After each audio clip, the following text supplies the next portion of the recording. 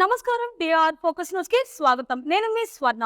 మా అన్న జోలికి నువ్వు రాకు, సజ్జలకు మాస్ వార్నింగ్ ఇచ్చిన పవన్ కళ్యాణ్. నా అన్న చిరంజీవి ఒక అజాత శత్రువు అని, ఆయన కాంగ్రెస్ లో ఉంటారో లేదా తమ పార్టీకి మద్దతు తెలుపుతారో ఆయన ఇష్టమని అన్నారు. గతంలో మా అన్న వైసీపీకి మద్దతు ఇచ్చినప్పుడు సొంత తమ్ముడినైన తాను ఒక్క మాట కూడా మాట్లాడలేదని పవన్ కళ్యాణ్ గుర్తు చేశారు. తన అన్న చిరంజీవి జోలికి, రాష్ట్ర ప్రజల జోలికి వస్తే బాగుండదంటూ నరసాపురం పబ్లిక్ మీటింగ్ లో పవన్ కళ్యాణ్ సజ్జలకు ఏకిపారేశారు. వెస్ట్ గోదావరి జిల్లా నరసాపురం ఎన్నికల ప్రచారంలో పవన్ కళ్యాణ్ పాల్గొన్నారు. అన్నింటికీ తెగించే రాజకీయాల్లోకి వచ్చానన్నారు. సింహం సింగిల్ గా వస్తుందన్న సీఎం జగన్, తోడేళ్లు గుంటనక్కలు బ్యాచ్ అంటూ పవన్ విమర్శించారు. గత ఎన్నికల్లో 2 స్థానాల్లో ఓడిపోయినా కూడా ప్రజల కోసం నిలబడ్డానంటూ వ్యాఖ్యలు చేశారు. ఏపీ డెవలప్మెంట్ కావాలని బీజేపీ, జనసేన, టీడీపీ కూటమిగా ఏర్పడ్డాయని అన్నారు.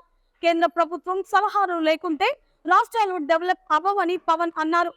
తాము అధికారంలోకి రాగానే రాజధాని నిర్మాణం చేస్తామని, పోలవరం ప్రాజెక్టును వెంటనే పూర్తి చేస్తామన్నారు. నిర్వాసితులకు ఇవ్వాల్సిన డబ్బులు వెంటనే విడుదల చేస్తామన్నారు. వైఎస్ జగన్ ప్రజలకు మోసం చేస్తున్నారని, పథకాల పేరుతో ప్రజలను మభ్యపెడుతున్నారంటూ ఎద్దేవా చేశారు.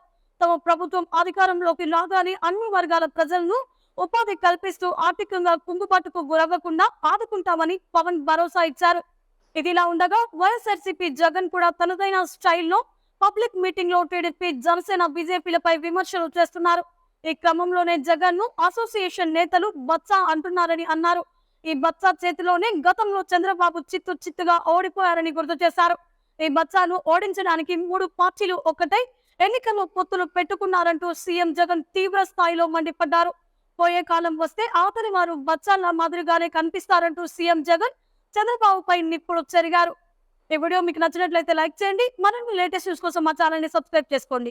ఈ వీడియోపై మీ అభిప్రాయాన్ని కామెంట్స్ రూపంలో తెలియజేయండి.